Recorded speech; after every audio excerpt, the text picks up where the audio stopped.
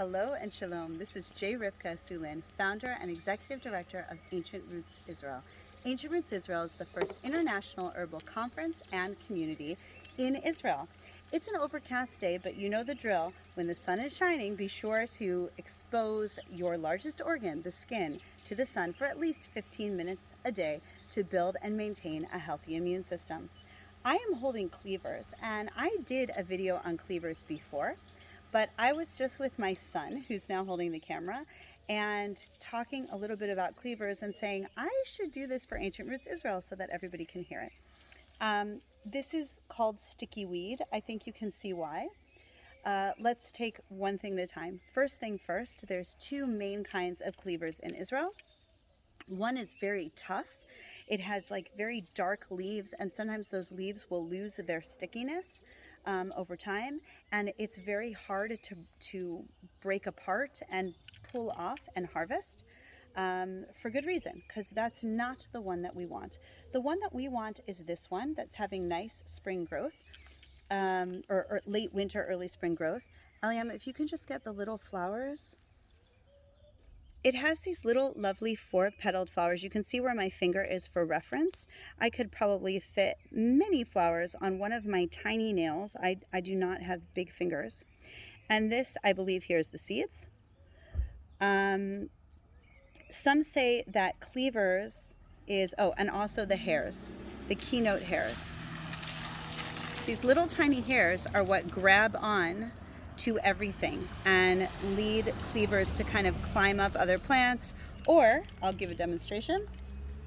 Stick to your clothes. This is kind of a heavy bundle, but stick to your clothes and stick to each other.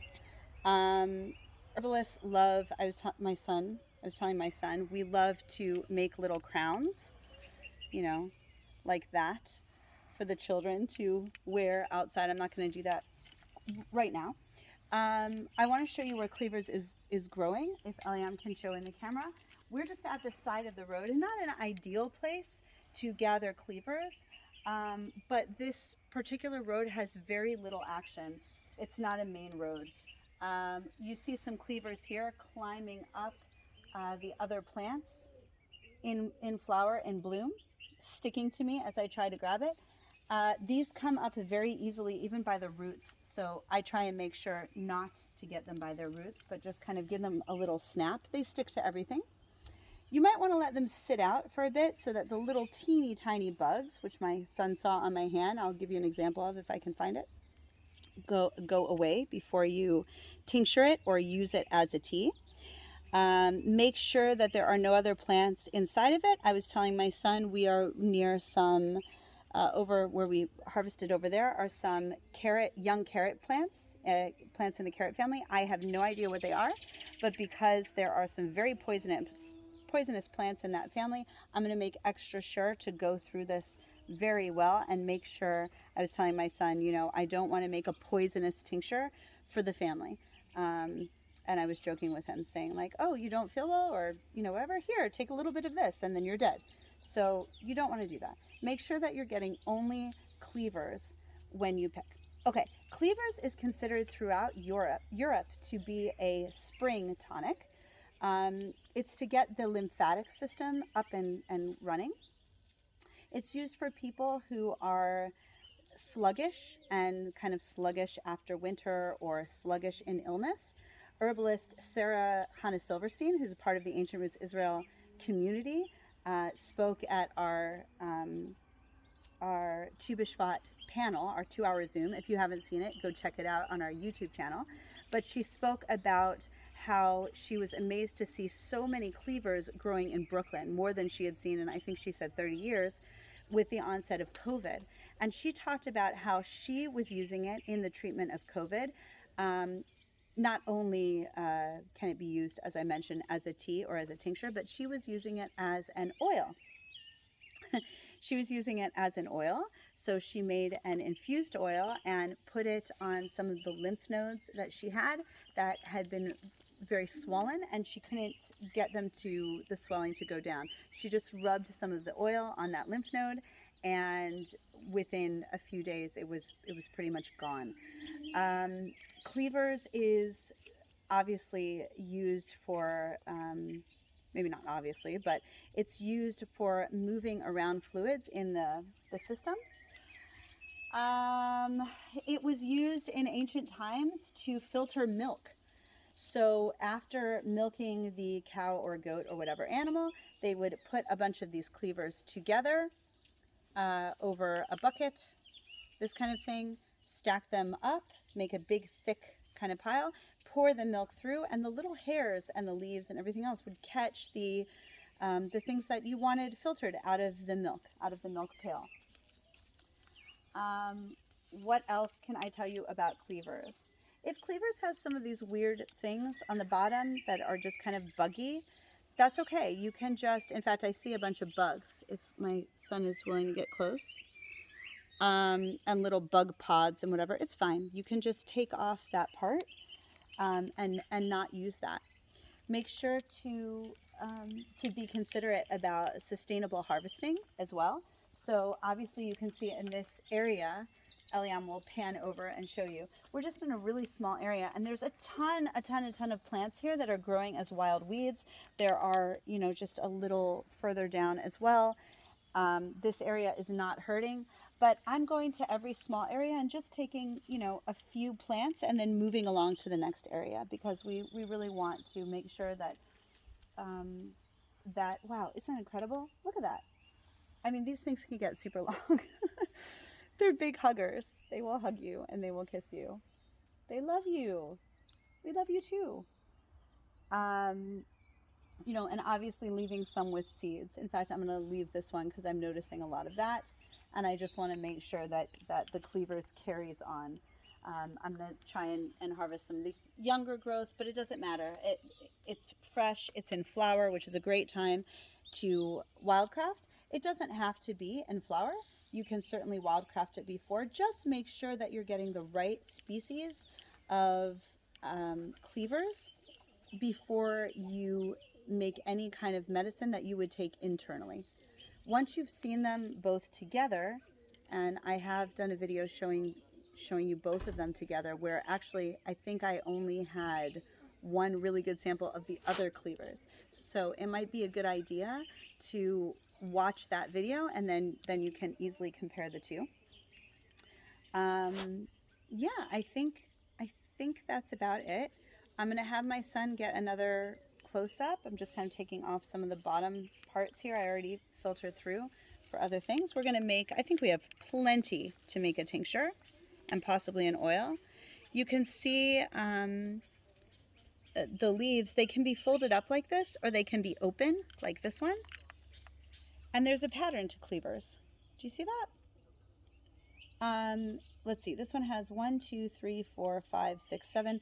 I think there's a range. I forget what that range is about how many leaves. 1, 2, 3, 4, 5, 6, 7. Okay, those are 7. 1, 2, 3, 4, 5. That might have been 6. It looks like one got taken off. 2, 3, 4, 5. This is 5.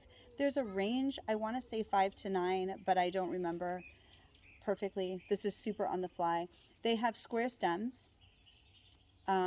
They have a really light taste. For some people, it really aggravates them, these little hairs. I'm actually one of those people. For others, it's okay. For those people, you can make a pesto out of them, and you know, that should break up the hairs somewhat.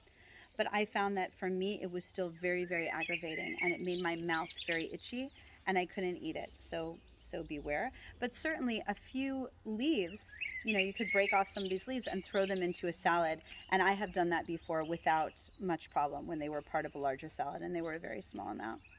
So again, the aerial parts are what you're using. They pull up very easy. They're very, they break pretty easily, but they're gentle. They're gentle, and that's the effect of the medicine. Powerful, but very gentle. And the other ones are kind of woody and tough, and you like bend them and yank at them, whatever. And this is not like that. So thank you to our cameraman, Eliam, because it's really hard to do a video about cleavers when you're trying to hold a camera and this keeps sticking to you all over the place. Hopefully we won't get run over by a car. What else? yeah, aerial parts, eating them fresh or in a pesto, something like that, which is also fresh, oil, tincture, or tea. I understand that they could be used dried, but they're not as effective.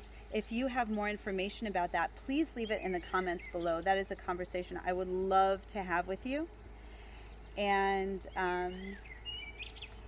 yeah, I think we've covered it all.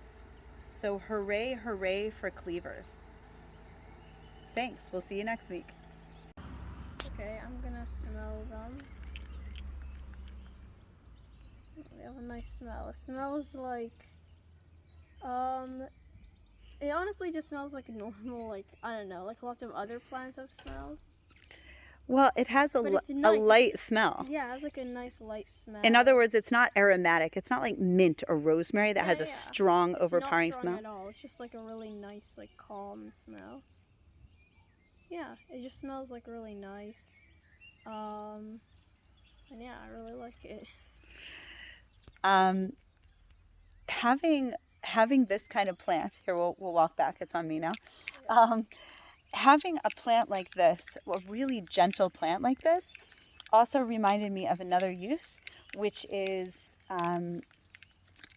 putting some sprigs in just a jug of water. That is a great way. You don't need to apply any heat or even weight. You can put it in a jug of water. You could even put it out in the moonlight or in the sun for a little bit if you wanted. But it doesn't have to be a tea. It could just be like some nice cold water. You could even put a few sprigs in the water in the fridge and serve it to guests or serve it to the kids or serve it to whomever when they come over. So I'm going to show you some other little babies too. I know I just don't want to end the video. Hang on. Okay. So here's some little babies underneath a rosemary. So this is a rosemary bush. And underneath that, do you see these little babies? So there's those little seed pods, I guess. I don't know much about the seed situation with cleavers, to be honest. But here we are, just little babies. There's another one growing up. You see that pattern? That kind of like fanning out of the leaves. This is such a perfect example. They look like little fans and then a bunch of stem, which also has the hairs. It also, like, it's catching my finger. Yeah. That's how you know you're dealing with cleavers. Okay, so as I said, I'm going to continue this video. We are just getting ready to light candles for Shabbat, but I want to process this really quickly. Again, some people use a blender method. Some people go really crazy. I don't find that necessary. I'm even cutting it up in bits that are smaller than necessary. I want to save a little bit here and make an oil too. I'm just going to process this right quick. I mean, really within minutes. I did forget to mention that the Latin name is Galium. I'm sure I already wrote it for you because after I make the video, I go in and do that. But I also like to say it. So this is gallium. And like I said, there's many different types of gallium. I'm not exactly sure which gallium we have here. You know who knows that, though, is Nir Abraham. Nir, if you're watching, comment below. Or anybody else who knows. So all we're going to do, right, herbal medicine is people's medicine. All we're going to do is cut up the fresh cleavers and pour vodka over it to make a tincture. And again, I'm using the Simpler's method. Some herbalists have a certain ratio that they employ. I don't.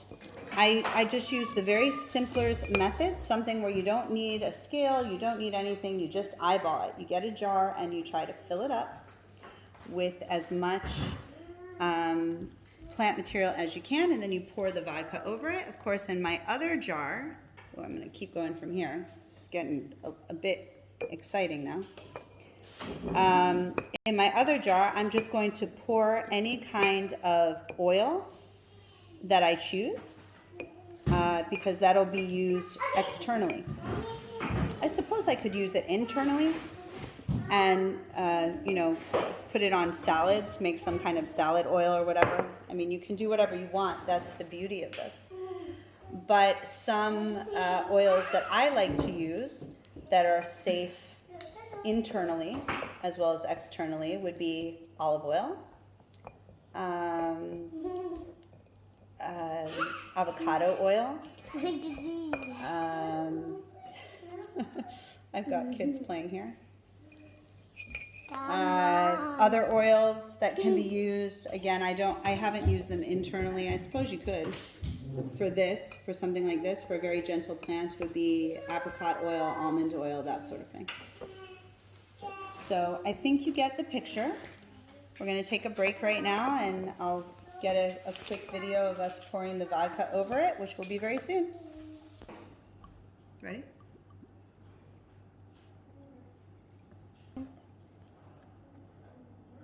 Okay, so we are pouring in the vodka to make our tincture. Try not to spill too much. We want to get it as high as it can go, really top it off. I used a lot of vodka. You guys know where to come to if you need your Cleavers tincture. I'm happy to trade or barter. Okay, we're going to get a cap on that soon enough. I'm going to pour in the olive oil. Luckily, we got a big, huge, in bulk container of olive oil. There we go. Okay, the favorite herbalist trick. Okay, herbalist trick here is just use a little chopstick to make sure all the bubbles are out, all the little air bubbles. This one isn't packed so tightly, so we're in good shape. And I'm going to use the other end of that I didn't use on the oil. So here I'm going to cap that, put the lid on. We are done. We're not done. I'm lying. We have to label it. I'm going to label this Gallium Cleavers and the day that I bottled it. And now we're going to use this. This I packed a bit tighter. So we're just going to move the plant material around and push all the plant material under the oil. Okay? And once it's all there, we're going to cap it.